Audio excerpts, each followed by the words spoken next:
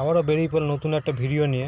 নতুন দিন, আজকে হচ্ছে শনিবার, রাস্তাঘাট মোটামুটি ফাঁকাই আছে। আজকে একটা ভালো দিন বলতে আজকে হচ্ছে রাখি বন্ধন। সকাল দিয়ে আকাশটা মেঘ করেছিল, কিন্তু যত বেলা গড়াতে আকাশটা পরিষ্কার হয়ে গেল আর সূর্য আমার আজকে দেখা দিয়েছে অনেকদিন পর। ওই জন্য গাড়ি নিয়ে বেরিয়ে পড়লাম। আজকে রাস্তাঘাট মোটামুটি ক্লিয়ারই আছে একদম।